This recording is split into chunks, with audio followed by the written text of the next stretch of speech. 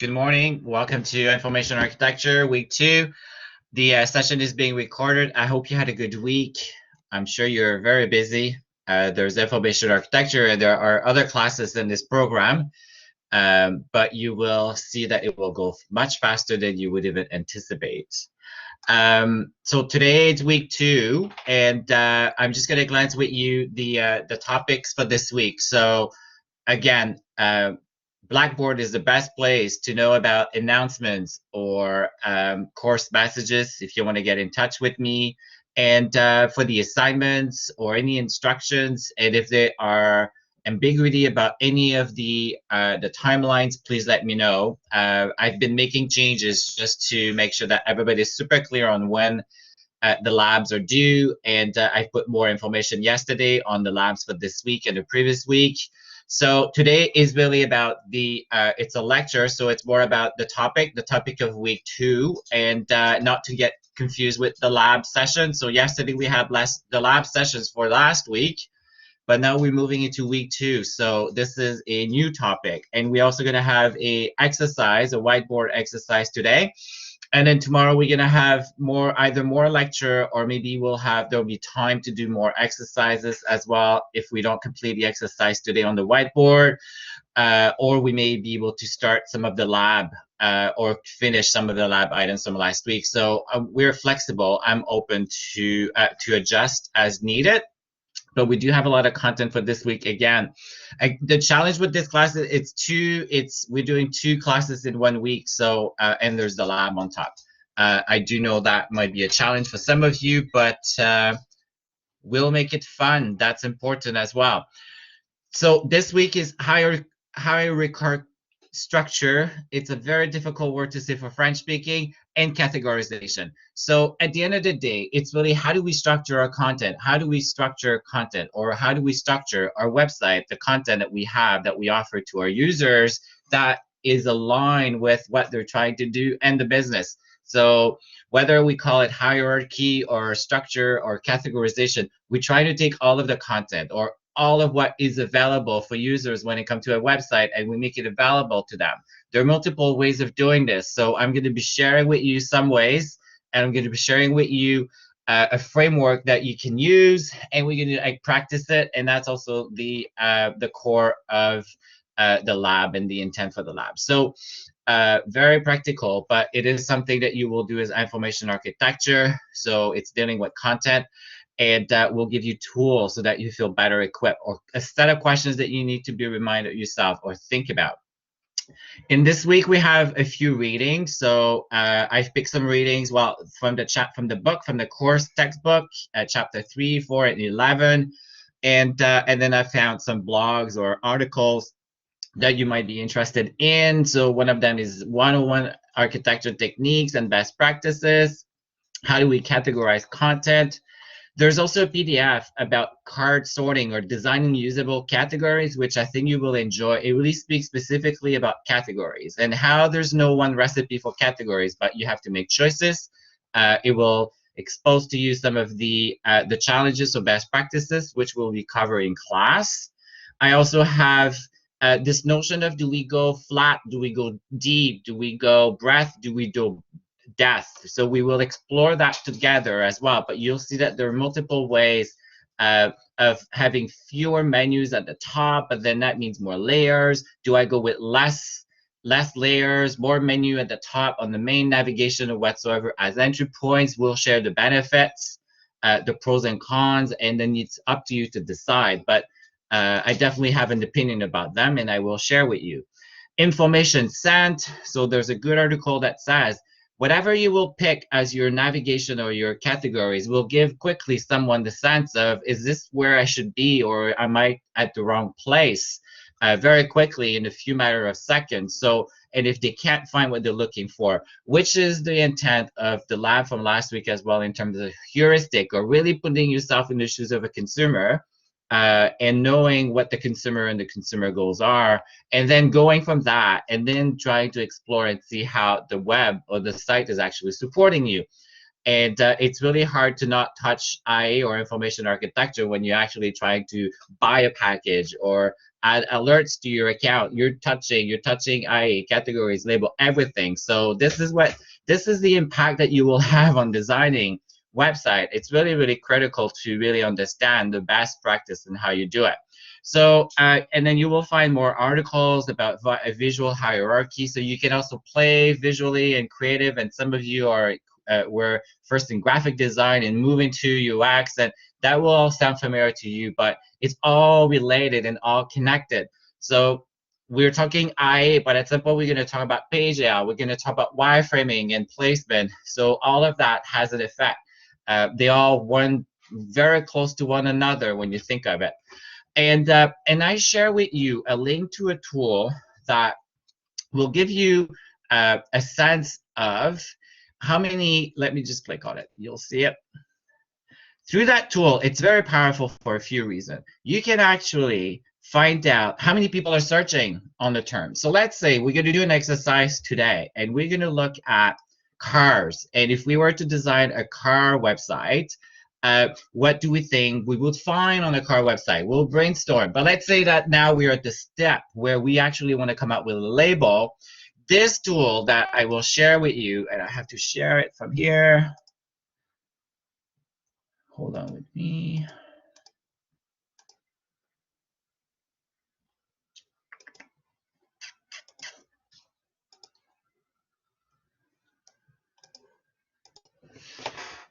It's not a pretty site, but I think Google is not pretty either. But it serves a purpose. So this particular link that I'm sharing with you. So let's say that we want to design a website for cars, and we are debating if we should if we should say models or car, newest car, or let's say we want to see how many people actually search us on newest car. And because maybe we're thinking that we're going to have a category. So why would we care? Well, first of all, if we know a lot of people are searching on, then that means that it's a term that is known. So that's one, that's good. The second thing, if a lot of people are searching on, then the chances are they will be interested in finding probably that element when they come to your site. The other thing is search engine optimization. So I've mentioned briefly last week about SEO, search engine optimization, especially when you actually think of categories. When Google sees a term or a label in the top level category or a sub level category whatsoever, or in a header, he gives a lot more weights from the search engine optimization. So that is beyond IA, but you should be aware of these things. So we use those tools. So if you are an SEO expert, or even if you do Google paid search and ad search, you may use this tool, but Google has something in Google Ads, which is a lot more powerful. But let's say that we are debating about newest cars, and we want to get a sense how many people are actually searching on this as a category. Then you would put newest car, you would say Google Canada. And these are really like from Google. This tool is actually extracting what Google, what people are searching on Google.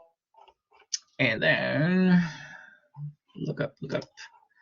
It's, as I said, not the prettiest and sometimes not the nicest, but let's see why it did work here.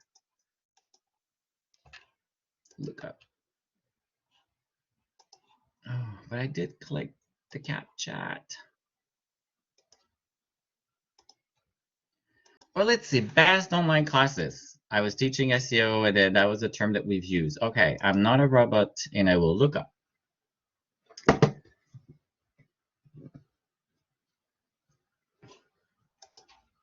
And it's being very slow.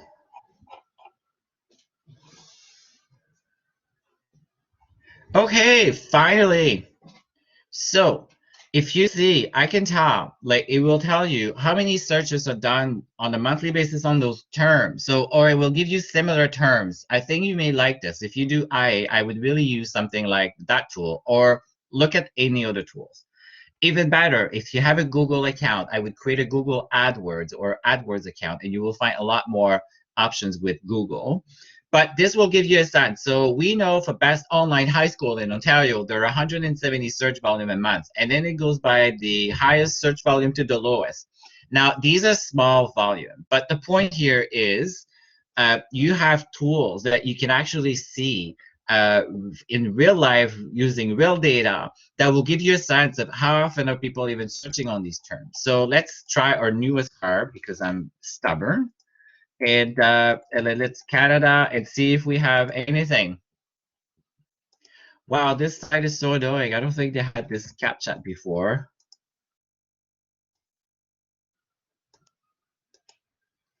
They were probably getting a lot, but you see, I think there's just a bug with it.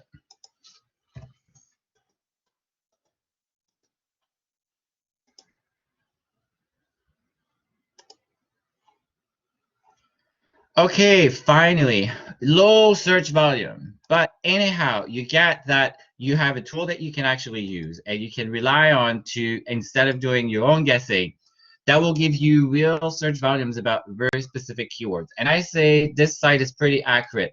I've used that site for teaching SEO search engine optimization, and then I would compare it to Google AdWords, and it was pretty accurate in terms of what I would see there and what I would see on Google AdWords. There's a little video, and I say I think it's a TED Talk that talks about the visual history of human knowledge. So that was from the previous teacher, but I'm pretty sure that it's a great video, very relevant to IA and cart sorting, which will be a topic for next week. Watch it until minute 5. The slide for today will be available after today, and then there's a lab. We have the instruction for the lab, and then it's kind of similar to the heuristic, but then it goes more in detail for a specific website. So obviously this lab is about today's content, so we're not going to talk about the lab per se. The lab for this lab will be next week, next Tuesday. But my advice to you is try to do the labs as close to as possible to our sessions, so that it's fresh. And if you are having challenges, you'll have more time to ask, and then it will just be, I think, easier than waiting last minute. And then this lab this week is really about categorization. But again, I want you to do the exercise through the lab of asking yourself the business. What is the business trying to do? What do we think the business is trying to accomplish? The user goals. And then I take you through a step of questions, instructions, and with the mindset, you can use a heuristic if you want. But this week is really about categorization and how they actually came up with those categorization as well. So it will make a lot more sense as we go through the content for today. Are there any questions or housekeeping questions before we move on to the topic for this week? Oh, okay, I put care, but it brought care. Okay, well, you see, sometimes we try to do things fast, but thank you for telling me that I put care instead of car. But I think you got the main point. This is a very, very good site. I really encourage you. I've relied on it for quite a lot of decisions, plus your analytics, right? If anything, you could create a new category, call new car, and see how many people are actually clicking and visiting that section once you have it up. And then you could even do some A/B testing if you have that kind of tool before you even change all your IA. So these are things that you can explore on your own. Week 2, and so we are in week 2. Again, the labs are not graded, but they're closely tied to the assignments, obviously to the content of this class, but very tied to the assignment. So I really highly encourage you to do the labs so that you're comfortable. It's one thing to hear about it, but when you start doing it, it's very different. Think about it. You're a user. We're teaching about user experience, user using the product. So when and that's one of the reasons why we do usability testing, and then it's not until you see people doing that it's really difficult to assess your IA, your work.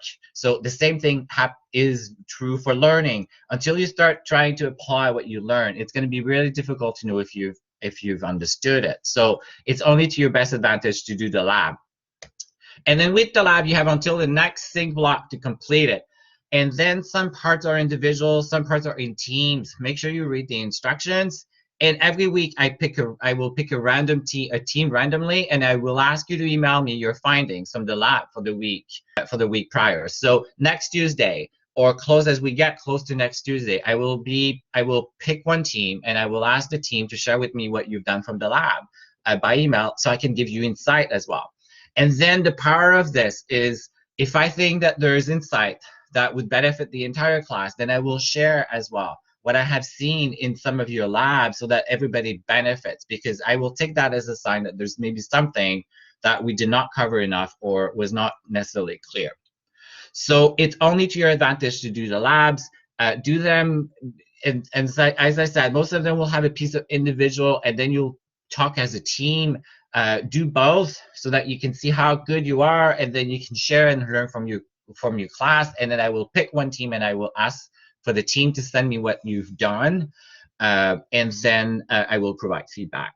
So we are in week 2. Let's just go in now. Thank you for those of you that have sent me the names of teams. We still have teams missing. So at this point, we're going to have an assignment very soon, the cart sorting assignment. It has to be done in teams. Like, that's going to be marked. So you need to be paired with a team. I think we only have 5. We are 60. So if we have 4 or 5 people per team, that we need to have at least 10. So we're still short. Make sure that you use the discussion board to share the names. For those of you that have, that's great. If you see anything wrong in what I have come up with or put in here, let me know. I will update. But thank you for those of you that have submitted, but we still need to have people in teams. I will not accept an individual assignment. So if I get an individual assignment and not pair to team, there will be no mark. So you have to make sure that you have a team. We're going to talk about hierarchy, information needs, information retrievals, models. So some of it we've already covered a little bit this week.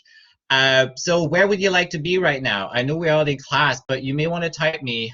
I do not have a chance to put any images, but you can put a words. Where would you like to be?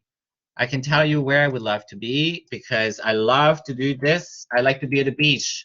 I love teaching. Yes, you see, Lydian and I, we could go to the beach and enjoy some nice sun.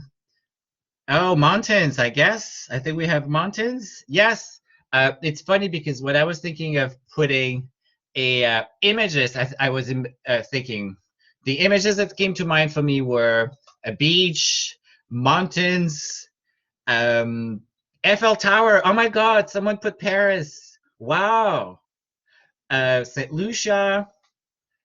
We're connected. We're a connected team. I swear to God, like, I really, really thought about these, at least beach, mountains, and Paris Eiffel Tower. Maybe Italy as well in here. I know it's hard to type in with but you have a text, right? There's a text bar. I don't think you can see, I don't think you can see my text toolbar. But there's a text, there's a big T that you can also type. Turkey, yes. Okay, yeah, we can see people together. Oh, it's Munich. Oh, yeah, a big picture of beer. Anyhow, the reality is we're in front of a computer to learn about IE, but that will allow you to do good work, have a fun career, meet with people, because I is about people. We're designing products. So yes, the incline in French, tour de P, but I don't know what it is in English. Also with family, yes. So I hear you, but love it. These are great pictures. I'm going to take a screenshot because I think it's just lovely. Great. Okay, so thank you. Thank you for sharing where you would love to be and where you might it. That's awesome. So information architecture, we've been talking about it. And Mordor. It's really, information architecture is the structural design of shared information environment. So imagine the amount of information that there is. We have to make choices of how do we organize it. Really, the question is, how do we organize the information so that we know where it is, the users know where to find it, and it makes sense. It makes sense to them. But then the question is, well, there's so many of them. How do we know that it will make sense for all of them? It's never going to be perfect. It's never going to, not everybody will understand. You're going to have people that will challenge, and we know that there are multiple ways that are coming to you. But it is an art and science of organizing, labeling website, intranet, online communities, software to support usability and findability. And there's no one recipe. It's based on psychology. It's based on people behavior. And then at any given time, depending on the mood that we're in or the context that we're in, the IA will be good or the IA will be bad. So, but at some point, there will be a bell curve where 90% or the 80%, the majority of people will feel that the IA has been designed for them, or that at least you've asked yourself the right question.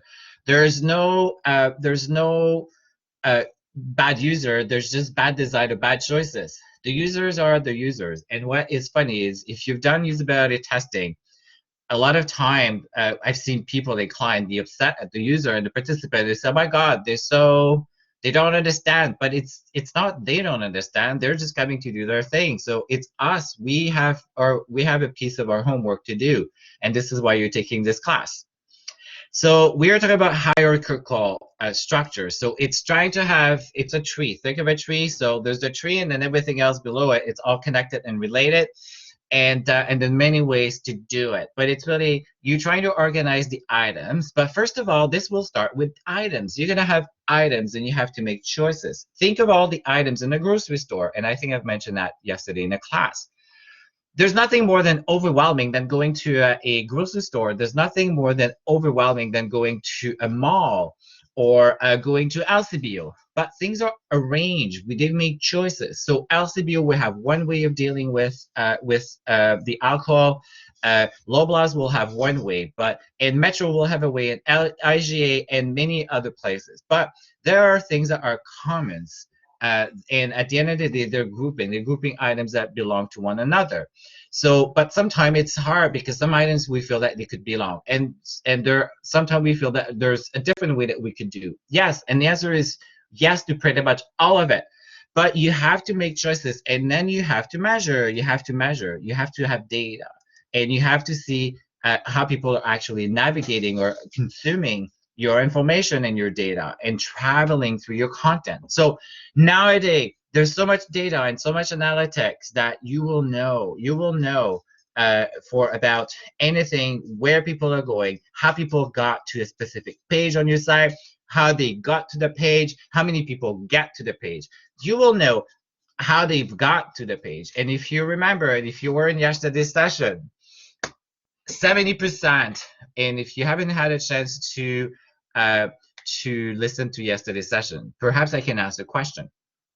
How many people, what is the percentage? This is a guess. What is the percentage of people that will come, when they come to your website, they actually come to your homepage, coming to a very specific page on your site? Anybody has an idea? And this is based on data, but my data is 20 years of experiences, and I've seen that at many places, and it was very consistent.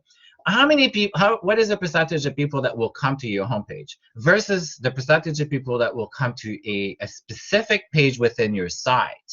Do we think that most people are coming to the homepage, or we think that actually most people will come to a specific landing page on your site? Yes, Alex, 30%.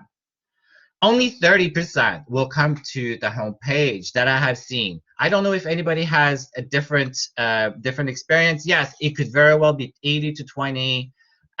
So most people will end up coming to your site from a search engine, or from an email, or from an ad that you've put, maybe a post on social. So at the end of the day, they may never see your homepage, but they need to make sense of what the site, your business, is all about, and they will look at everything around it, right? We all do that. So that to me was a bit of a surprise the first time that I discovered it, because we kind of think that a homepage is the starting point, because we kind of think that this is a starting point for everybody. But the reality for 70 to 80% of consumers that will come to your site, they do not start from point number one. They actually going to be somewhere in maybe some of them will be at 12, some of them would be at 7. And then what happens, and we've said that is 70% of the time, this is what they will see. They will be looking at what is around them. They will look, their eyes, they will see what is around. And is this the right place? Is not the right place. And then for those of you that are familiar, they will be looking at the breadcrumbs, right? And we see the breadcrumbs, which is at the top and very close to the header, is actually telling them where they are on the site. It's helping them to build knowledge about your site structure. So very important, but it's very, very good to know that a very high percentage of people will just going to come to a very specific page on your site. Articles, yes, the blog articles. So that's exactly it. So, and this is often how people discover your brand. So the starting point is not always the top of the tree for them. Very important to know. Thinking of structure. So think of structure. We've already talked about the structure, the breadcrumbs. Yes, the breadcrumbs is very, very powerful. And there was a time where I personally wasn't sure how people actually, if they were even using the breadcrumbs. But yes, the breadcrumbs are used. Again, it will depend if they're highly visible on your site. But I think for some site, it has become a standard and almost an expectation. And it's just, sometimes it's the quickest way to go back and navigate back and forth between the pages. And sometimes you want to do that for comparison. People do compare. People like to do compare. People will go and back and forth. There's a lot of back and forth. Again, your eye is built very linearly. So we have this tree, and this tree kind of suggests that everybody goes like this, everybody goes or like this, but then they're going to go back here, and then sometimes they're just going to go back here, explore here, and then they'll go back, and then they're going to go here, they'll go here. So people do that, or they go like this, right? You're going to have the hyperlink. It's a big mess. It's very, very messy. And we have to design for people, knowing that people are not very linear as well. So structure, when you think of structure, because we're talking about high information architecture, information structure, hierarchy, and then at the end of the day, we're trying to have structure. So structure is order. We're trying to organize. We're trying to have some order. We have to have some order for a few reasons. First, the technology. If you are familiar with a content management system, your content management system, or think of email. Think of your email. You have folders. You're putting order. You're putting things in folder because you need to have. You feel clean. And I think there's studies that shows that when people are in order, they actually psychologically feel better. And then to the point that some people go to obsessive compulsive. And but everything is in balance, right? But the order, we're trying to have order. We're trying to make order in what we do, and we do that daily. We do it when we don't even without really knowing that this is something that we're doing. There's a question. Yes, we can see patterns. There are a lot of tools that will show you patterns, like clickstream patterns. Google Analytics will show you. There are visual. There are data. There are tools that are visual. Like we're going to talk about eye tracking. I believe in this class.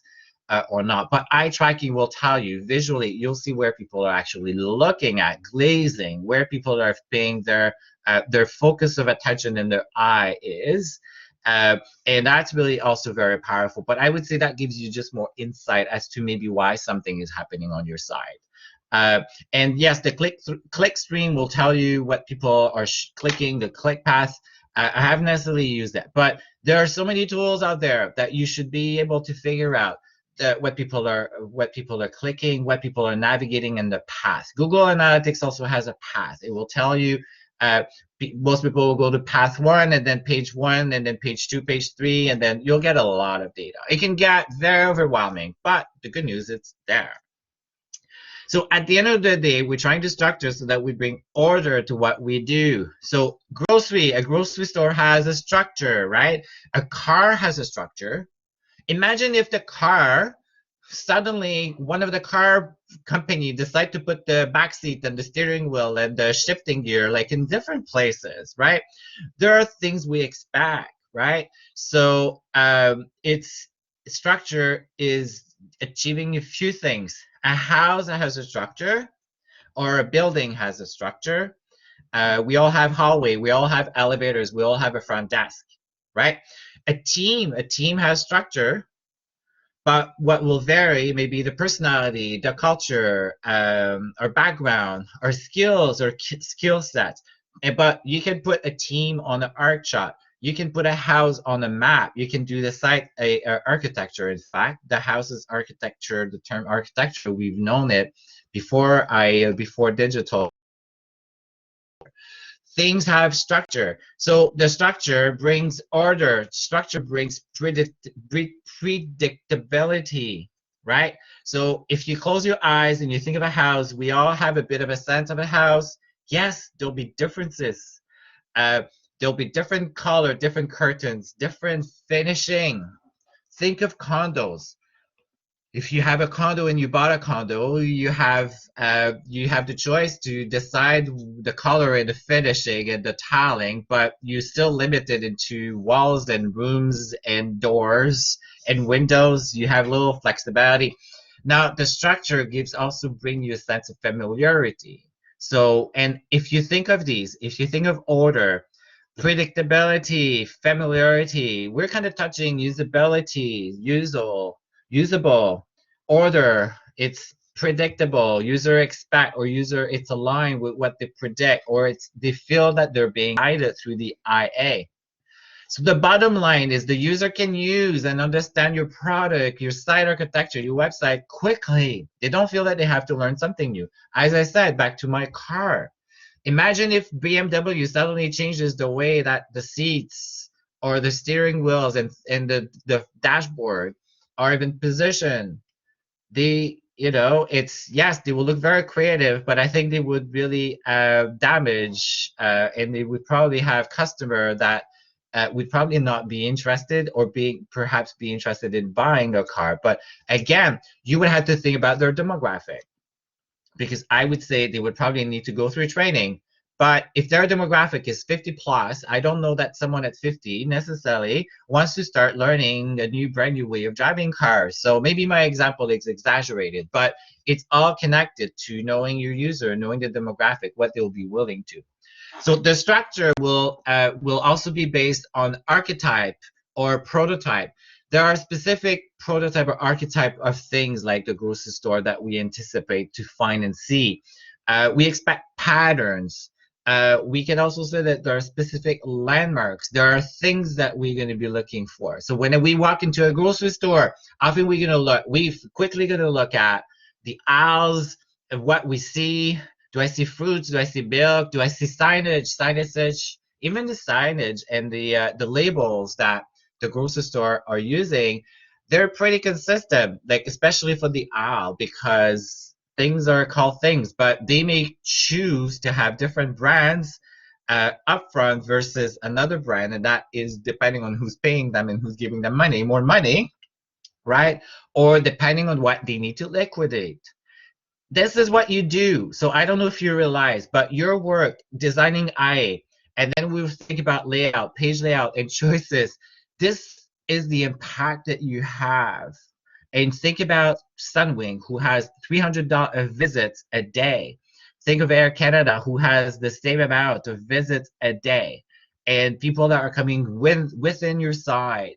The impact on people's life that you have, the impact that you have on the business. It's not a small choice, they're big choices.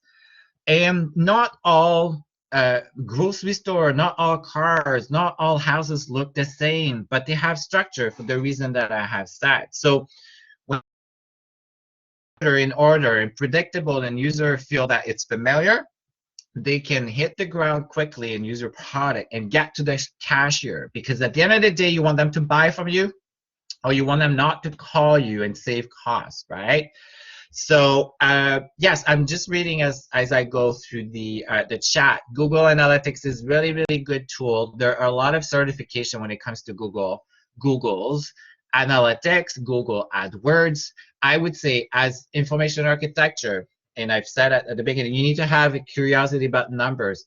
You are you have a lot of data that is available to inform your IU information architecture. You don't just need usability testing. In fact, usability testing has a specific goal, but there's a lot of data that you need to be looking at before you even go and do a usability testing to really understand, are my users using my product, and where are they having challenges without even really have to ask them from your data. Then you're going to use usability testing to go in more depth and hear it and listen to them and listen to some challenges. but you have a lot of data before you actually really need to talk to your user. If you're trying to look at an IA that you try to understand how the IA is performing, there are a lot of data you should be looking at before you even talk or ask the users. But in fact, often they don't really know what they want. So like the old cars that used to have the gear stick behind the steering wheel. Yes, exactly. So BM, I think a few years ago, introduced a new way of navigating with their car, and it confused a lot of consumer and staff. So the staff had to be trained. When you think, when someone has to be trained to use your product, that's a sign that there's something not optimal with the design. Plus, most people don't like to go to training, or most people don't like to read instruction books. So this is why we do this. We have to do our research upfront so that we avoid people having to do their work, the work that we should have done in the beginning. So yes, exactly. Analytics will give you a lot of data about what people are looking at when they come to your site. And this is where you can start changing labels, you can start changing placement.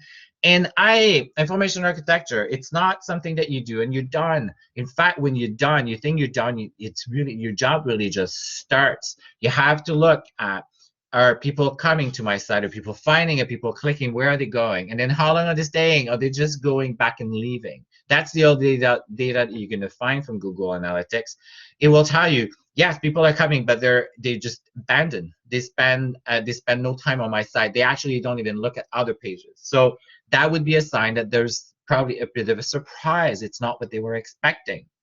So we're talking about designing categories, designing sections of website, and then to landing page. Going with our best estimates, and we're going to do validation with card sorting and validating with user. But at the end of the day, it's when it's live that you will get your real data. What you thought may actually work, and what we thought that users, the way that users were thinking about your product and your categories.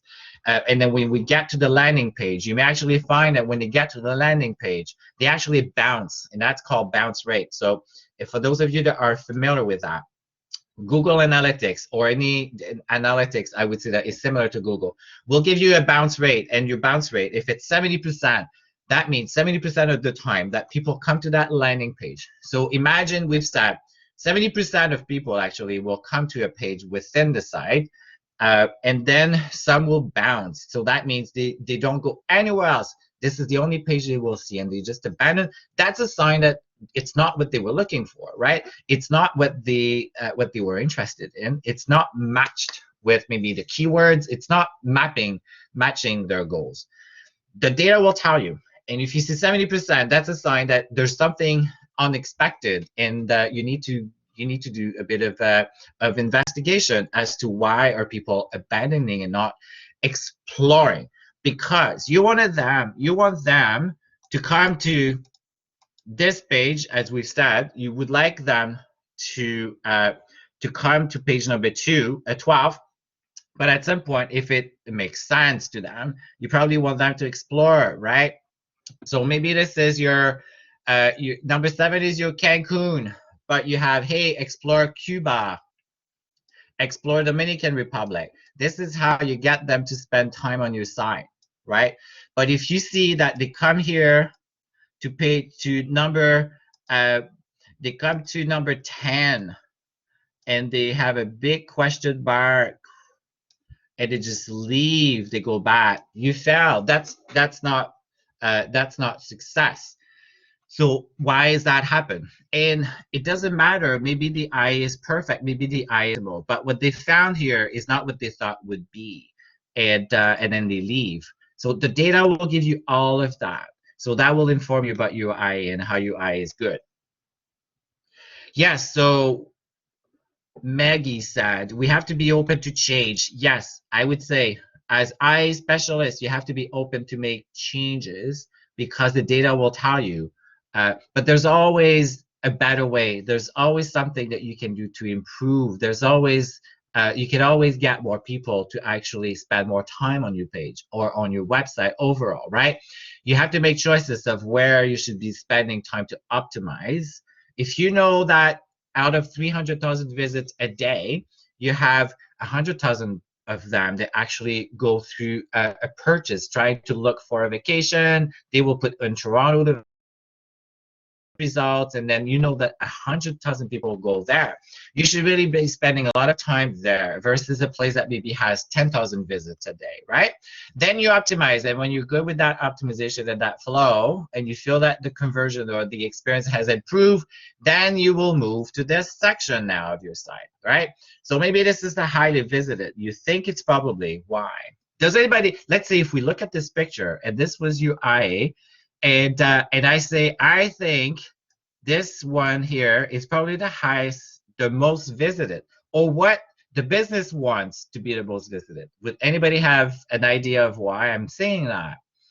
And that's all relevant to IA. You can put your chat or you can come voice if you want. Oh, okay. So Mart said, well, there are more branches. But if you remember, though, as a customer, at this particular time, as a customer, it's a very good point, Mert. But then when I come to your site, I may just see this, right? I don't know that there are other things underneath. So this, as a user, is probably what I will see. But absolutely, I don't see anything. Yes, Maggie, it's first listed. So you would think the items that you probably are interested in most are probably maybe the first items that you will go. And because we read from left to right in on this side, then this may be a one way that you would prioritize, right? So that may very well be. And if I think of Air Canada, if you remember, booked was the first item, right? On the navigation, Sunwing is all-inclusive vacations. So probably what you would want is what you do best and what you do most is probably going to be in this area. And then this may be going to be also the second. Now, mind you, okay, as a user, if this is how they are placed on your site, all side by side, whether this number 2 is before number 3 or vice versa, I don't believe it has a big impact if they are all showing. But this is a very good example that you could do some usability testing at some point and switch them and see if you're showing that you're seeing that more people are clicking on number 2 and number 3, depending if you reverse. There are tools that will allow you to do that real time on the fly, okay? It's really, really fun. So don't feel that you're alone and don't feel that you have to make big choices. There is data and there are tools that will help you. So this information architecture, I'm going to touch on a few items, has only 3 items at the top. So do we say it's, earlier I've mentioned about deep, like deep or deep, depth or breadth. So is this an example of depth or is this an example of breadth? Anybody has a guess? We only have 3. Yes, it's a death example, Jeff. Absolutely. There are fewer items at the top, but we have a lot of items in this area, right? But we could have a scenario where we have these items. We could actually have more items like this. It's almost like we eliminate these and then we bring these higher, right? So that would be breadth. So breadth is more items here. You have more items at the top level. It's your fewer item in here. And that's, yes, it makes it harder to find. Absolutely. This little image, right, is very useful, isn't it? So we're going to talk more, but we are touching on some of the items. So structure helps about predicting, being predictable, gaining a sense of familiarity, and also gaining a sense of order. Order, things are organized. But I was mentioning earlier, when you build an information architecture, you're going to be tying into a content management system as well, a CMS. And then remember, you're creating an information architecture for pages, for content. You need to be able to update that content. You need to be able to add pages, right? You need to be able to add new content, new pages. All these pages, obviously, they don't show in your information architecture. Okay, I'm going to go back to this little graph. Maybe I should put it on all my slides. Let's say this section is Cancun. And then we have hotels in Cancun. Then you have Hotel 1. Then you have hotel ends, right? Your eye only shows the sections or the topics or the main sections of your site. But you're gonna have and hotels, the same thing. You're gonna have and maybe destination, Cancun, Cuba. If you're Air Canada, you have hundreds, 200, 300s, right? So the eye doesn't show all of the individual pages, but where do I go to really update those pages? Where do I go to actually add one of these items? I go to a CMS, to a content management system. So, and the content management system, if you're user friendly and you're good with your staff, you're good with your employee, you will try for your content management system to look like your information architecture so that when they see all inclusive vacations and they want to add maybe a new destination or they want to add a new hotel, it's almost like you follow a similar structure. So it's easy for them, it's easy for your staff, and you don't have to train and teach them because the chances are the people that are updating the content management system are the same people that are actually managing the website, the optimization of the website. They're doing the A/B testing, everything. So you're just giving them another way and another place to go and update. So we are limited in technology. We are limited in the structure as well. So your structure may be reused in other places, and in fact, you should. The consumer knows nothing about content management system, but when you design an information architecture, you need to be aware of the technology that is being used, the flexibility you have with the technology that you can use. Now, some of you are doing their own portfolio. Some of you are using their own photo album and trying to structure the IA. So most of the tools nowadays, it's almost like you're dealing with a content management system. If you think of Facebook, it's almost like a content management system because you can create new posts on your own. And that's really the purpose of content management system. We can all create our own website. We can all create a website in WordPress and create our own IA in information architecture. We are users of those IAs and those technologies. So uh, hierarchical, hierarchical structure, wow, that word is so hard to say, facts. It plays a very intangible but yet very important role in the design of all digital products. And I said that on day one, a good IA is almost invisible. The user don't even notice that they're in front of a computer because you've done such a good job that it speaks the language and it's so natural and it's so easy to get to where they want that they don't even see it. But the impact is huge. The impact of adding sometime one item here at the top navigation is huge. It's huge on visits. Every time that I've added new items here in any places that I worked, I've increased the number of visits for those items. I have moved items from here to here, and I've seen huge increase in visits. Then the next thing that you want, right, is you want to see if you're going to see an increase in purchases as well. Why did I do this? Anybody has a guess? Why would you move an item? Let's say, why would I move item 13 to the top? What could make me want to move an item?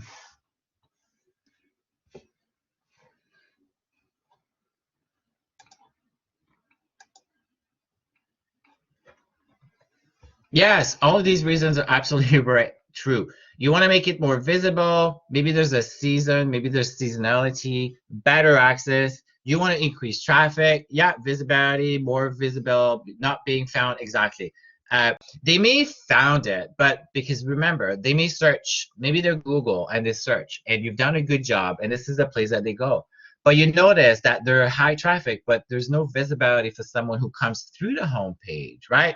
So all of these reasons are valid, and they can also be a business reasons, right? Maybe, and I did that at Sunwing. So at Sunwing, we had a section called things to do, and those are excursions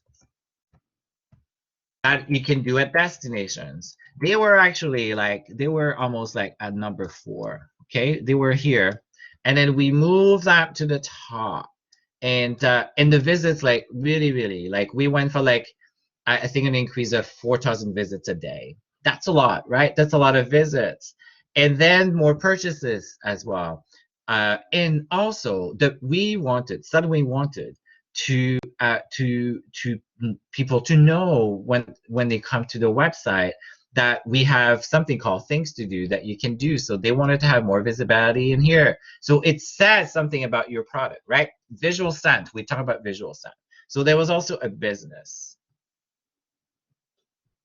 Oh, good question, Maggie. So is it hard to convince decision makers that restructuring their website will be beneficial, or they just think it's too much work and not worth it? This very good question. So one of the one quality or one objective that you should aim for your eye when you design an information architecture is to have some flexibility to be able to add new items so that you could create a new section if you wanted.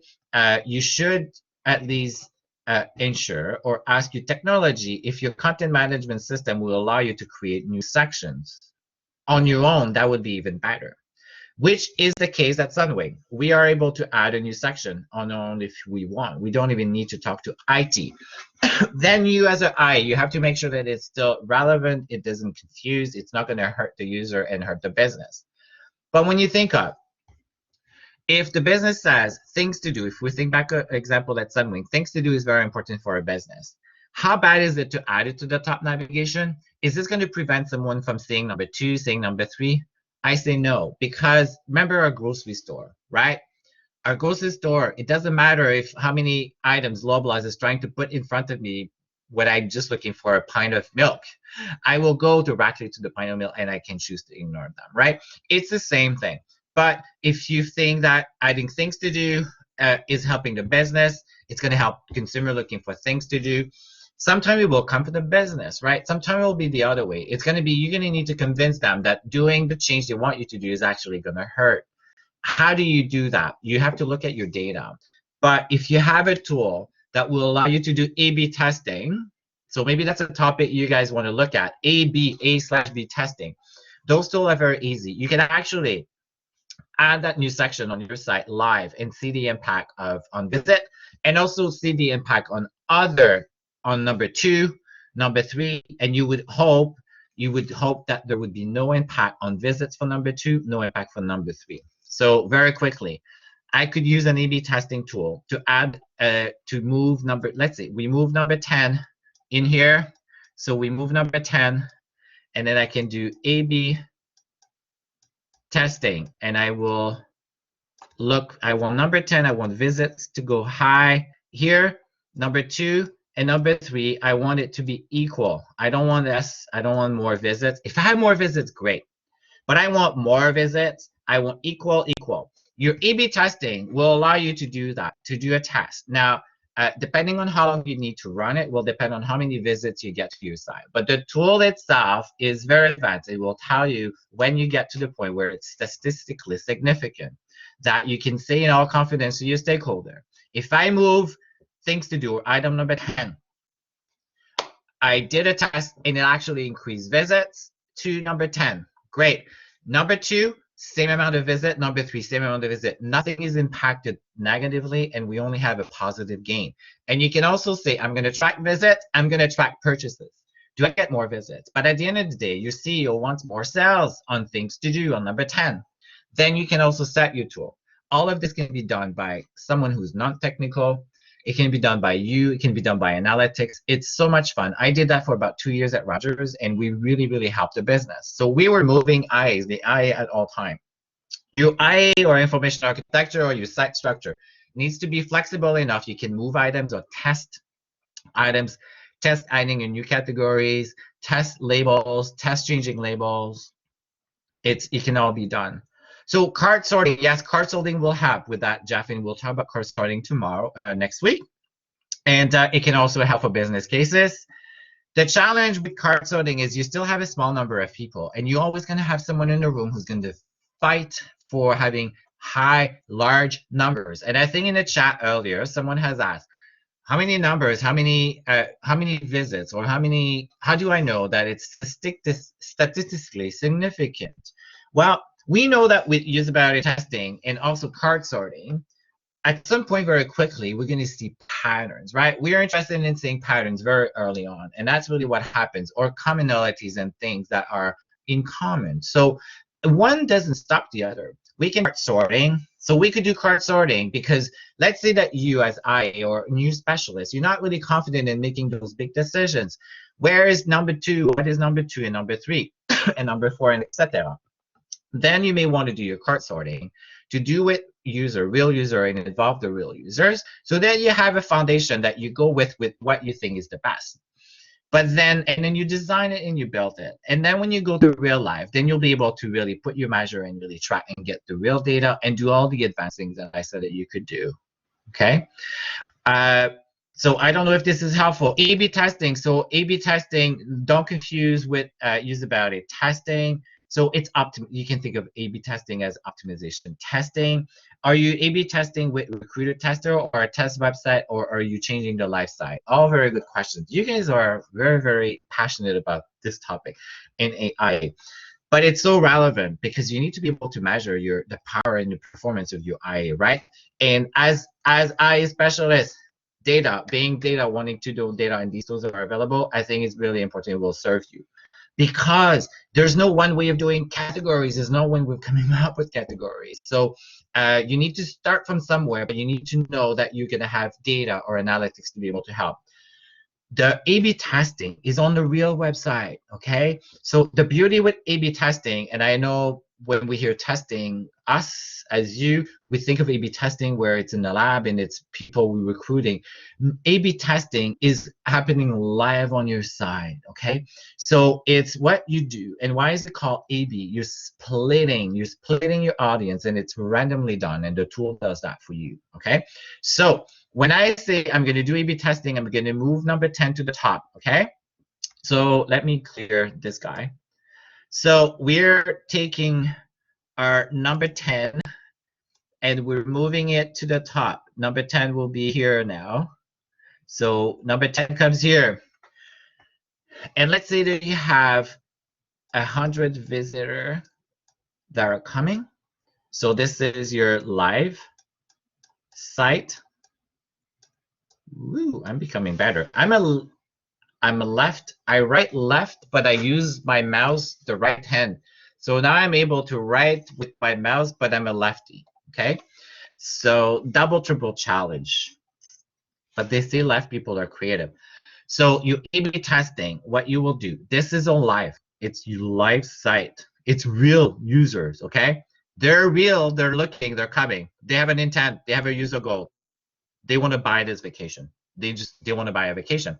So you're not asking them, which is really powerful. And I teach usability testing, okay? So it's very powerful. But in the A/B testing, in this case, you're showing them your IA, they're coming to your website. They're actually coming to your site, and they may never been to your site. You have 100 visits. Let's say you have 100 visitors that will come. You split, right? And then you say, I'm going to have maybe 70 and 30. 70 will see this. 30 will see this. So you split your audience. It's real people, and then it's randomly. So there's no subjective. There's no, well, maybe, these customers are not ready. Maybe this customer were in a bad mood. These customer, like all of that is gone. It's purely mechanical at this stage. And then you measure and you try. And the system will tell you when you had enough people that has gone through the experiences. So typically your A/B, when you say A, is today, like it's current. Woo. And B is the new version. So it's version with number 10 at the top. And then the tool will tell you enough people have ran through the test. But from the moment your test is live, you will get data and you'll have insights. And I'm telling you, everybody goes in. I'm the first one to get really, really excited about A/B testing. You learn so much, and it's real time. And then you can use that to convince your business. And what happens is often they'll say, great idea. and they'll say, okay, implement. Now what you have to do, now you have to go and implement it with your in real life. And if you're smart, your CMS allow you to add number 10 at the top easily. Maybe your testing was to call number 10 something different, or maybe you wanted to test something different for number 2. You wanted to call it all inclusive. I've done a lot of testing around that, and actually all inclusive vacation was the winning. I've talked earlier about things to do. So things to do used to be number 10. We move it to the top. But things to do was not called things to do. Things to do was called excursions. There was a lot of debate at Sunwing. Why excursion? It should be called excursion. Or no, to do, things to do. There was like tours, activities. And this is where, here's the power of A/B testing. Or just the power of testing, right? You could, if your IA is flexible enough that you can change your label, then maybe you try to replace number 2 with something else, and then you monitor your visits, you monitor your sales, and you don't have an A/B testing, but you could say, I'm going to change things to do to activities. And then I'm going to track my visits on activities on my IA. So this is labeling, right? You're trying to come up with a better label that will bring more visits, more sales. Then you say, I'm going to keep it on for a month. Quickly, if you see in a few days that your visits are going down, if you used to have 2,000 visits a day, and now with activities, the visits are like 500, I would probably go back and change it. And that is probably done every time. Then you have your business you convince. But you will see some things the business will not care about. They will say, you know what, Maggie, go ahead. Some things the business will really care about. At Air Canada Vacation, they hated us using deals. The reason, why do you think they did not want us to use deals at Air Canada Vacation? And I told you earlier, deals, okay? Vacation deals, let's do it. Let's just do vacation deals, SEO, my tool. And I'm gonna share. And now we probably have some people logging into Blackboard because I'm frozen, and but I will come back. I know you can hear me, but I can't do anything. And this happens when I switch from Blackboard to live web. So bear with me. So all-inclusive vacations packages, the search volumes are very, very different. And all-inclusive was the winner. And what we also did, we also looked at Expedia. What does Expedia do? Unfortunately, when you're in the business, travel business, Expedia is pretty much the ultimate goal for a lot of businesses when you're in travel space. And then we would do a lot of comparison and a lot of benchmark with Expedia. So I don't know if you can hear me, but hopefully you can. I'm stuck in my sessions and I cannot go anywhere when it comes to the web, but it will come back. Yeah, we can hear you. This happens. I think what did you mention last week? It's when we're switching classes. I think we're about switching classes. People are joining in Blackboard or deleting Blackboard. But I will show up eventually.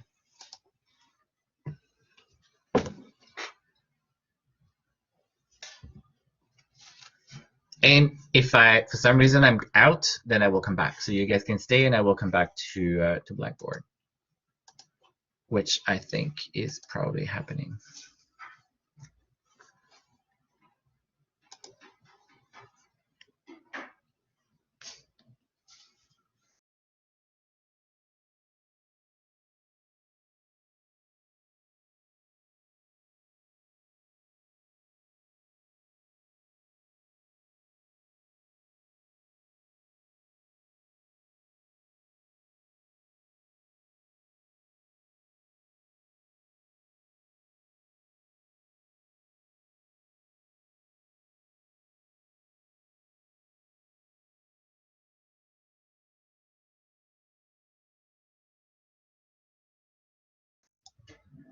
I'm back, and my apology. Is there anyone else who's experiencing like sometime Blackboard freezing on people as you're going to a live window, or this is only me?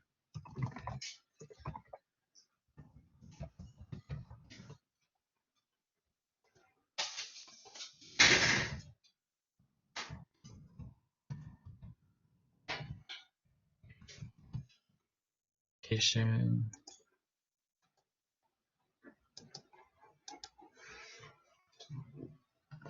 Okay. Oh, maybe Chrome is a challenge, but I use Chrome for a lot.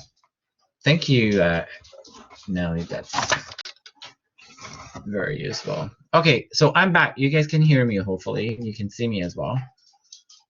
I was just telling you, sometime how a label can make a big difference in keywords. So we were debating at Sunwing or Air Canada in all places I work. Do we say all-inclusive vacation? Do we say all-inclusive packages? I showed you a tool earlier. So we've done some A/B testing, but my recommendation was to use all-inclusive vacations. And why? Because of search volume. So if you see the search volume on all-inclusive, and I will share you, you will understand why. So 49,000 searches on all-inclusive vacations in Canada per month. Remember a little car, but I put care. But anyway, 49,000 searches on a monthly basis is huge, okay? Cheap vacation. Oh, I was talking about deals. Deals. Let's see deals. I'm going to do deals, and I'll show you what deals. Vacation deals.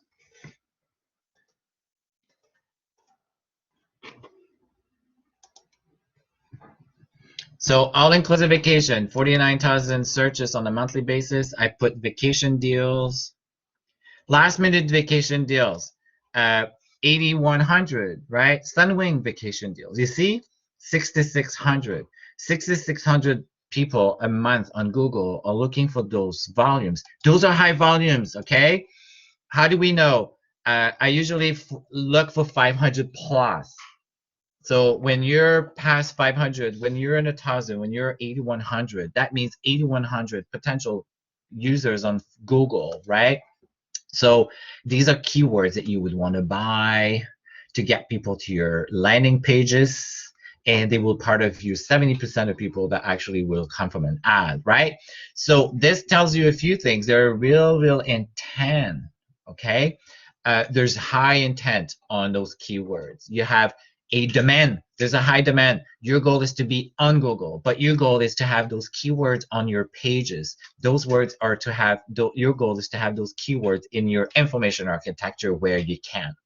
We're going to do an exercise about travel, but if you're in the travel spaces, you are selling vacation packages, all-inclusive vacations, you have last-minute deals. Last-minute deals is what people look for last minute. Deals. And then here in this example, we see Sunwing vacation deals. I did not even put Sunwing in, but the tool will give you similar terms. Or in the tools, okay, takes into account spelling, closely related, similar, same family words. So you don't have to put all variations. You will see that for different variations that you try, it will give you, it will put them all together. And that's really powerful, right? So use that tool for your IE. It's going to help you. And that's how we've decided to go to all-inclusive or last minutes we've used. At Air Canada Vacations, they did not want me to have a deal section. But I felt to have a deal section because that is a very highly searched term. So you see like last minute vacation deals or vacation deals. From the moment that you have the word deals, that means you have a lot of people. If you sum them up, you have a lot of people that are searching on deals. But Air Canada Vacation was really reluctant because they don't want to be perceived as a last minute in the deals business, okay? So these are things that you have to also accept. You have to work with the business. At the end of the day, the business may still say, no, we don't want deals. But what you have to do is see if they are open for you to use the word deals in your content. So maybe you're not going to have deals as a main top navigation menu item, but you're going to work hard to have deals in maybe at the level 2. Let me go back to where we were before. Maybe you're going to try to have deals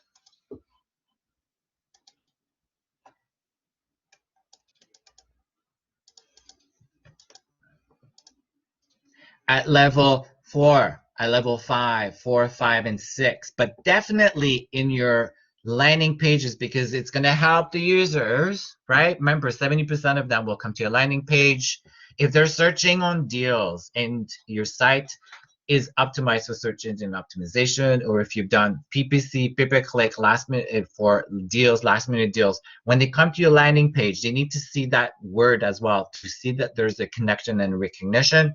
That will also only help the user, but it will help Google to actually show you on the search engine placement optimization versus the paid ad. Okay, so I'm covering a lot of things that maybe you think are not IA, that may not be in the course curriculum, but I'm hoping they're helping you because this is real. This is what you're going to be dealing.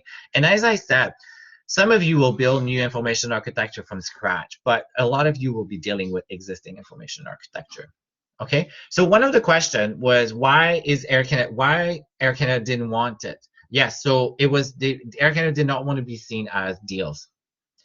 Actually, Sunwing was a little bit of that too, but Sunwing is probably known about deals, right? Sometimes there's a gap between what the business wants, what the consumer wants. But when we look at what people are searching on, okay, the keywords and the tool that I showed you, that is definitely what people are looking for. Now your goal is to try to convince a business and give them as much information as you can. Try to do A/B testing if you can to show them. If we are labeling, if we have a deals section at the first top navigation, here's the amount of visits that we see. Here's the amount of more business that we see.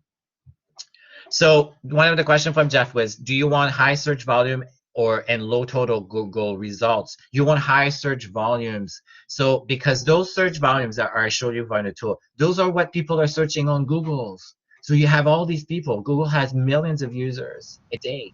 So these are search volumes per month. But you have all of these customers are actively looking for last minute deals on Google. You want your brand to be there, right? You want to aim for high search volume.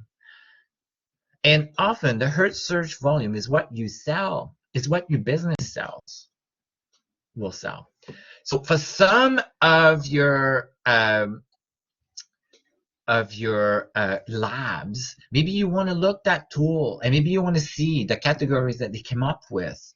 And maybe you want to show that the sites that you've picked or that you do in your lab or the site that I gave you, maybe you're going to find some of those categories have very low search volumes as well. Maybe it's good, maybe it's bad, but again, it depends on what that label is, what the category is. Maybe the existing users all know about this, but maybe it's relevant for new users, but there's low demand. Maybe there's going to be things that, will spark, okay? So yes, it was really a business decision about Air Canada and no deals. They don't want to be thought as low cost. And yes, IA is about business and users. How do we bring them together? So it's finding the right point, the right balance between the two. Don't forget that the business is actually who's paying your salary. He's your client, he's your customer, he's your employer. You don't want to piss him off, but you want to do your job. You want to try to, have the best experiences and show them that actually your IA can bring them more visits, more clicks, more visits, more sales, right? That is something that now you have tools. You're not alone. And for the people, for the marketing or your stakeholder that want high number, you can also leverage A/B testing or leverage your Google Analytics and maybe test, maybe change your label and see, are we open at least to test it? And then you decide. But this is part of is being good negotiator and being able to sell your ideas. But the more you use data, the better it will be easier for you. Okay, so we deal with structure every day. We don't see the structure in front of us, and when you see them, it's because they're not aligned or perhaps they're not ideal, and maybe this is where you start thinking. And some of you may know there's a book, Don't Make Me Think. I forgot the name of the author, but it's an old book, but it still applies. And the structure will define the primary way. Stephen, I knew it was a Stephen, but I wasn't sure. Thank you, Lillian. Stephen Krog, yes, Don't Make Me Think. The structure defines the primary way in which user will navigate, browse, or discover your content. And search, or the structure, includes your information architecture, your navigation, and then your search, right? How can people search? Because we've learned last week, right? You have users that know exactly what they're looking for. They will type your car model to the color to the specs. You're gonna have people that are just looking for all-inclusive vacations, but you have people that are looking for all-inclusive with family, 5-star, beach, front beach, kids friendly, and towel at the pool, and free drinks. So they will type in very, very long keywords. So you have different people that have different needs. And then some will browse, some will search. And we also learned last week that they may come and they may come back and then they want to look for the same thing that they've seen. How do we facilitate that? In your labs, I give you that scenario, right? So when you go to a website and you look at their information architecture and you start from the user goal, how do I book a vacation as a user? Can I find? The first question you need to ask yourself, can they find it? Then I start from Google too, right? I start from Google and I put the keywords that I think people will be typing in for that specific goal, user goal. If it's buy a vacation, maybe I go and look for my keyword lookup tool I give you. And then I go to Google and I say buy a vacation, all-inclusive vacation. And then I will click on the site and then I will see, what do I see when I get? And but then I will do that assessment. But then do also the assessment of coming back. What is it when I come back now to this site? So when I go and I type in directly Air Canada and I want to look for the same vacation, where is that vacation? Or where is buy a new vacation? Can I find it? And maybe it's a different experience, right? So findability is the first thing, and then the experience and everything that comes around is as important. So I said hierarchical structures. Avoid them. I was thinking about categories, and you're probably gonna laugh, but it's hard to not have categories in information architecture. But when you come to lower level, and when you're trying to structure content, and you're trying to put them in categories, if you don't have to put them in categories and put a label to your categories, I would say that's probably a better thing, because it's really hard to come with the best categories. Some of them are easy, but some of them are not necessarily that simple. And then I try to get away to even have to put things in categories. If I don't, perhaps I'm going to list them all on the page if I can. You may put a header, but your header is your category, right? And then some user will look at the category, or some user will just going to look at the links. They may not even pay attention to your specific category. So as a rule, because categories can be so complex, if you can avoid, that I would. And again, the user, unless they're really, really clear, and the user will know exactly what the categories are. Sometimes it's better to have just the options and the links on the page and not have to have a label or a header on top of them. He will look for that particular clues. He will look for clues on your site. Whether there's a header or no header, if he sees that buy a vacation is there and it's a link, and even if the header said something about our top or best vacation, he may never notice it, but he may really notice that buy a vacation link versus the header. That will make more sense as you explore them. Categories can be very fuzzy. So there's a PDF that I share that I give you for a reading. They can be very fuzzy. There's no right, wrong answer about categories. So if you thought you would, at the end of this class, you would know exactly all categories for all industries, all businesses, and all the things, that there's one recipe in one way, the answer, unfortunately, you'll be disappointed, because there isn't. But there's a way to get to design the best category or the best architecture and the best structure. And the process is more important, because you can use the same process to all industries, right? And then following the same process for cars or a web agency or a B2B is the same. And then you involve users, you look at data analytics, you make decision and choices, and you adjust, right?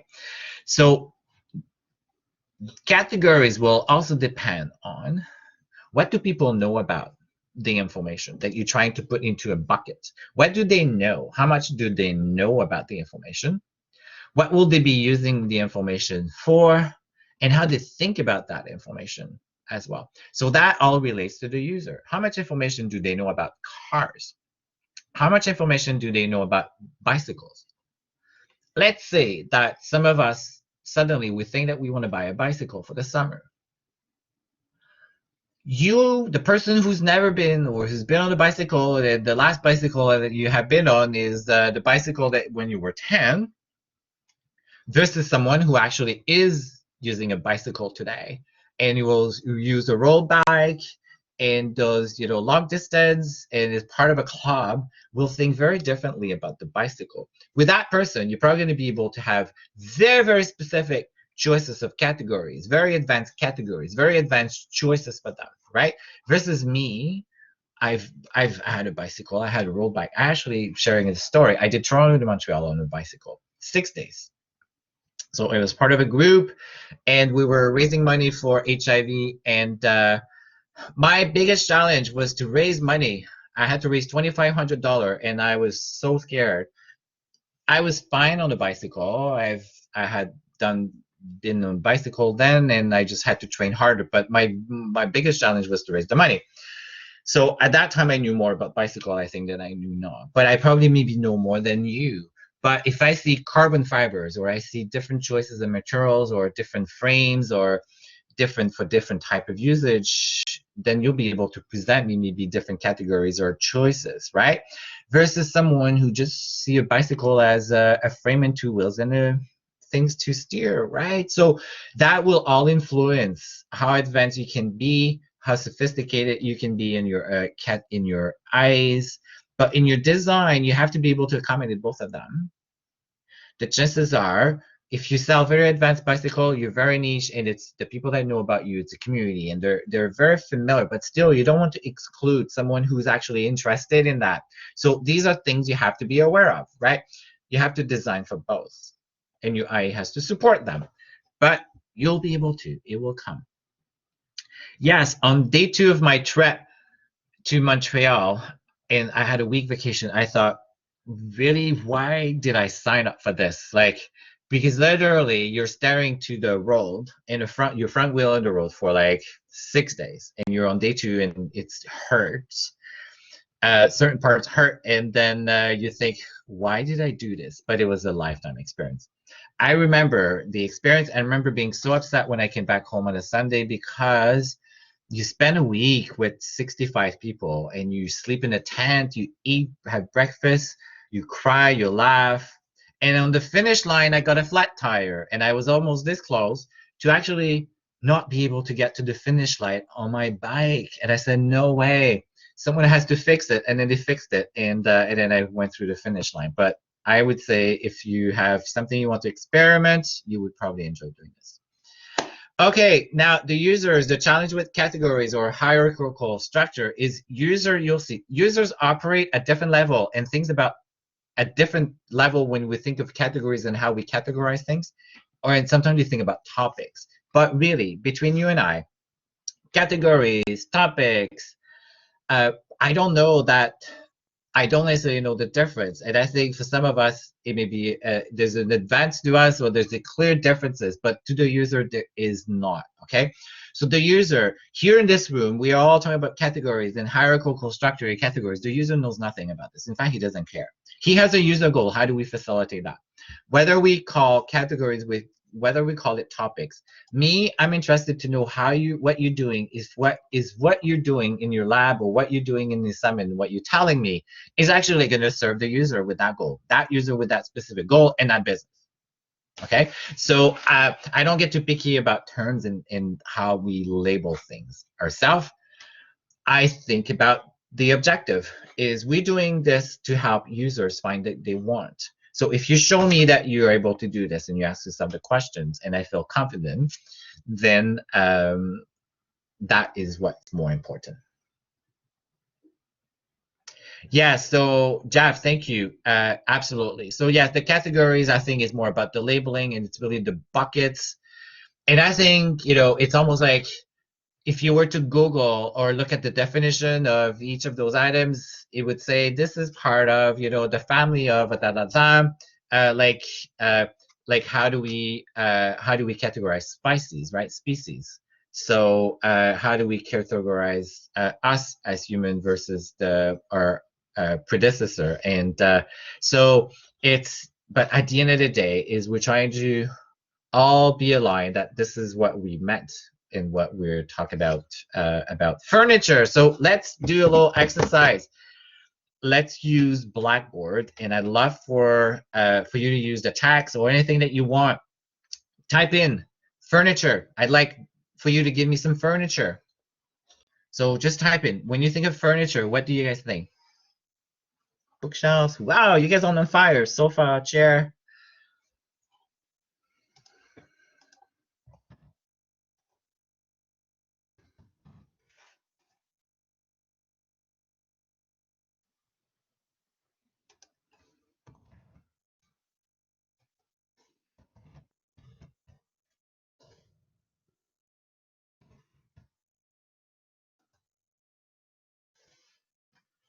Okay.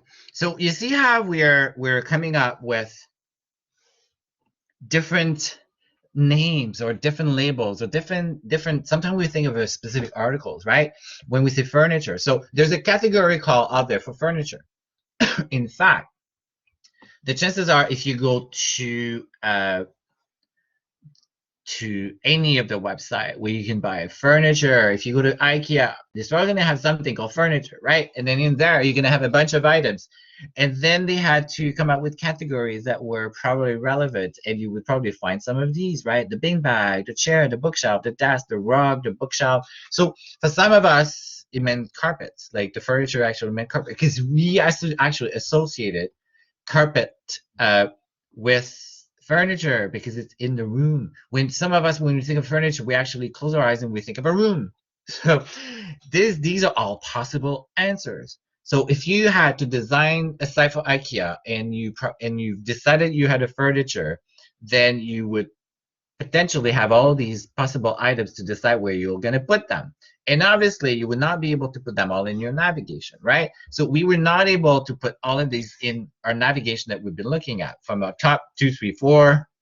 So maybe you would have what? Maybe you would have furniture at the top. Could we? Could we not? They usually categorize based on room and then have that core separated from the reading. Yeah. So okay. So Maggie said sometimes they have them by rooms and then they have decorated separated. Absolutely. So is there a better way? Is there a right answer or a wrong answer to this?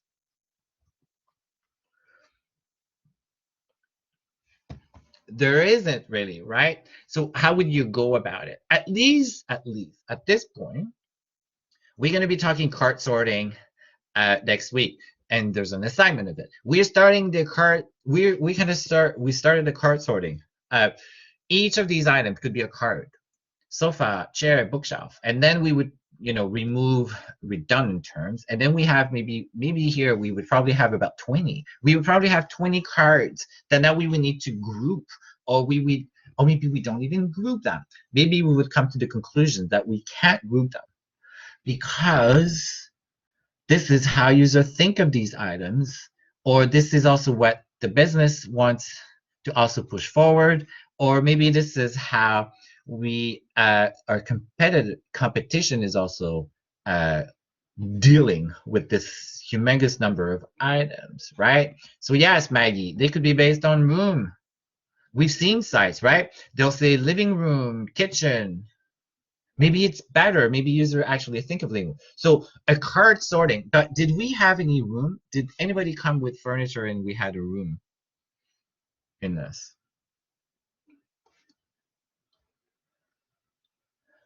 Yes. So at the end of the day, thank you for doing this. You guys are awesome. It's fun, isn't it?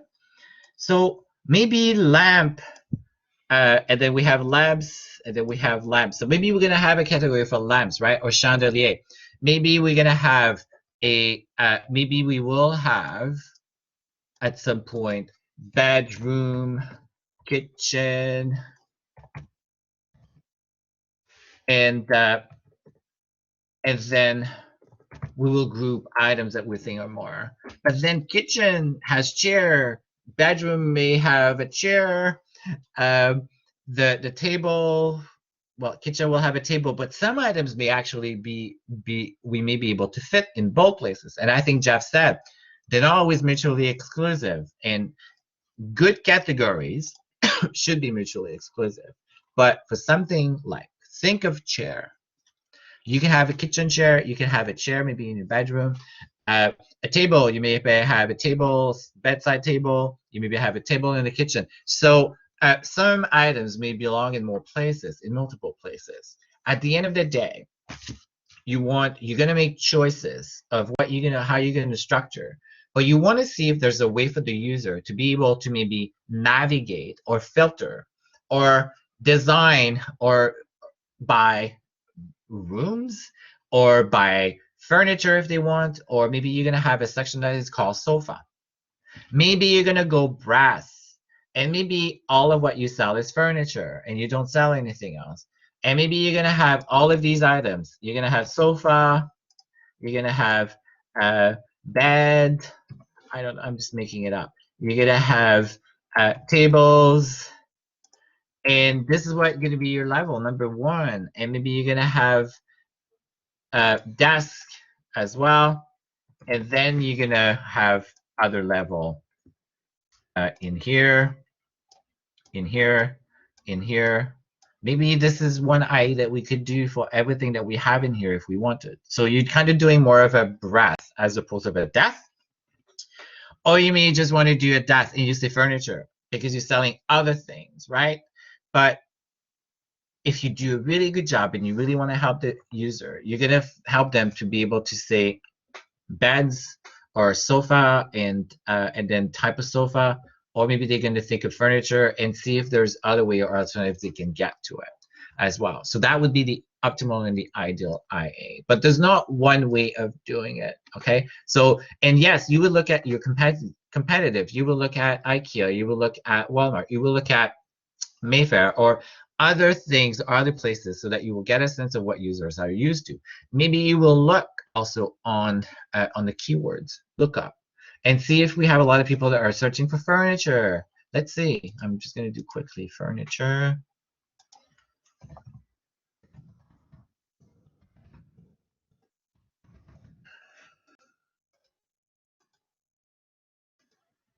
So the challenge with categories, there's not one way of doing it, okay? And perhaps you have to look at multiple sources. If you already have a website, then you can look at data and see what people are clicking, what people are visiting. If you know that you are, let's say you're using kitchen, bedroom, and that is how, and the metaphor, and we can almost say that this is the metaphor that your current site has, and actually you get a lot of people that are entering to your site from furniture or from bedroom or from kitchen. You may actually want to keep it inconsistent and keep it. But you may also decide to do it completely different and change and try as well. I did some volume searches on furniture, and then it gives me search volume. Ashley Furniture. So this is a brand. They have a lot of search, right? Furniture stores, Leon's Furniture, patio furniture, 660,000. So you see how furniture now has another type of furniture that you can think of, etc. So there's so many options and so many opportunities, and it can get very overwhelming, but you will have to make choices. And this is where cart sorting becomes very, very handy when you're starting from scratch and you don't really know what is the best. This is where talking to the user and having the user involved and having the user trying to group in content and structure that content, that is what cart sorting will do. And that is what we will do in one other assignment as well. So it's 12:20, and I think we're finishing in about 5 minutes. So I'd like to leave it up to any questions that the team might have, and we're gonna pick it up tomorrow. Are there any questions about 2 days? Anything that you guys are unclear? But really, core was about categories, but we touched a lot about how do we even know, how do we measure, and give you some insights on helping you to make choices about labels as well.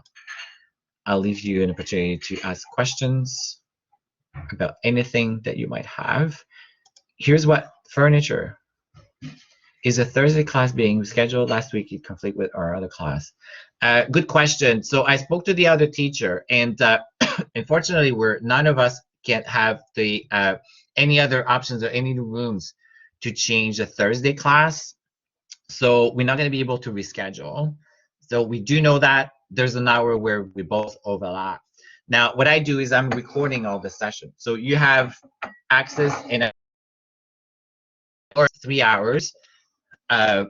It's really up to you. He's okay either way. I'm okay, and I'm sorry, but we're not able to move anything. There's really we're very tight. So our apology, and I'm sure this is probably an inconvenience to some of you, but no, we can't change. But it's all being recorded.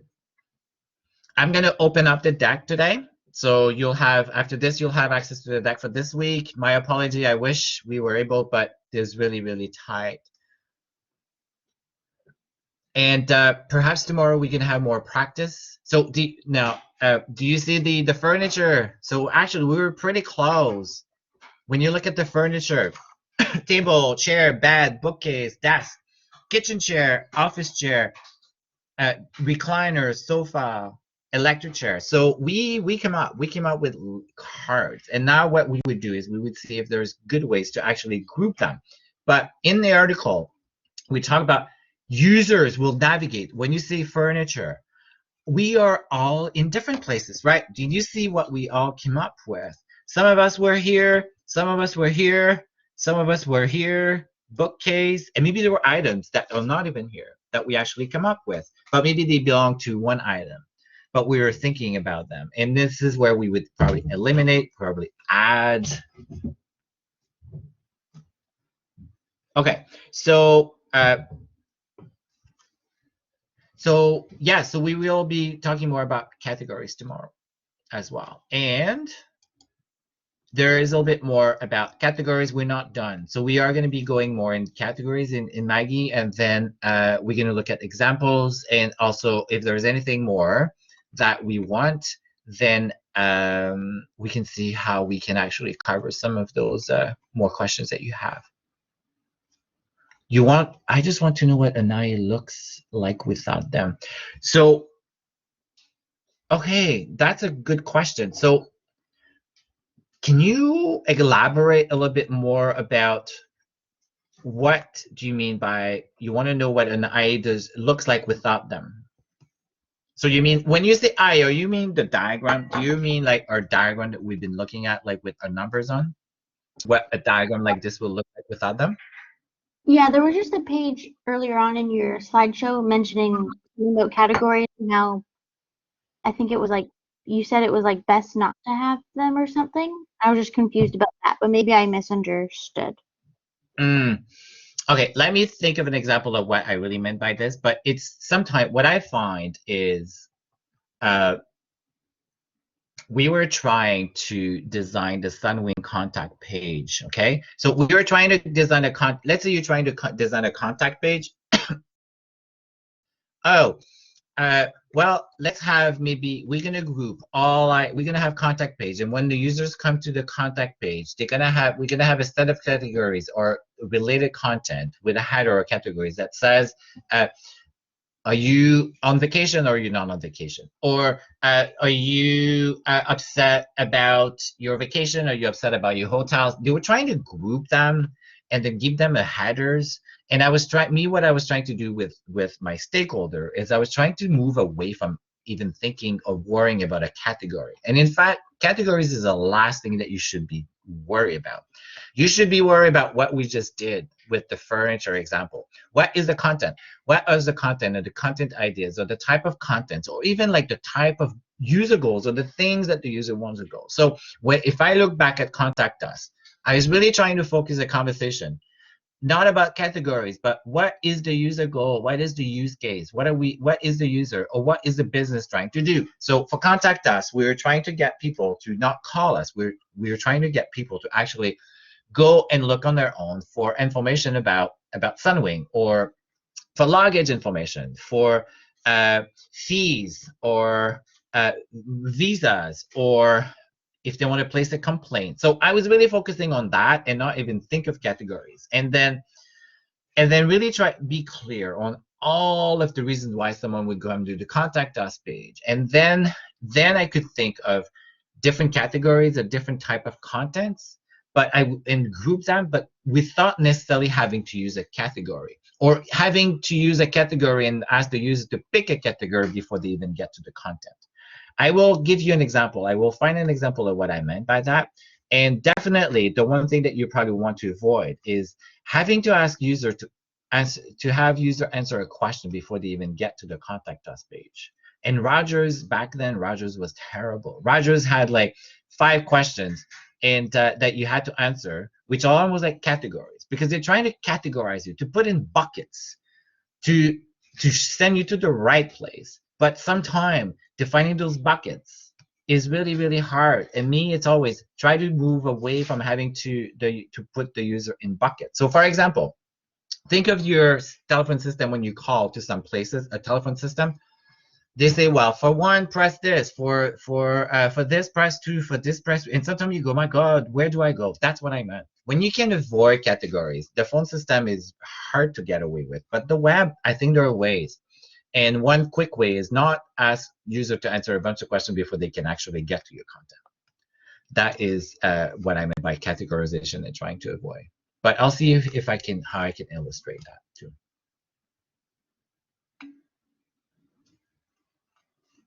I know, you see, that's the thing, Maggie. That's why I think categories are very tricky. Clear with our categories. We are very clear with our telephone system and our departments, and we know we have groups, we have claims, customer relations, we have these things. The customer may not know whose group is responsible, but you will call places and they will design the menu choices based on how they know that is best equipped, but they haven't looked at the customer. That's what I mean by avoiding categories. So at Sunwing on Contact Us, if you go submit a claim, there were questions they would ask you before that you would not even know the answer.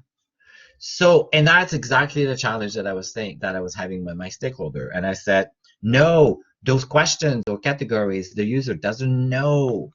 But they were like, okay, is your flight, oh, so submit a claim. Do you want a refund? Or do you want a refund, or do you want a credit, or do you want a voucher? Okay. And so they're using categories. In their mind, my stakeholder was using vouchers, refund, or credit. They're all the same for them.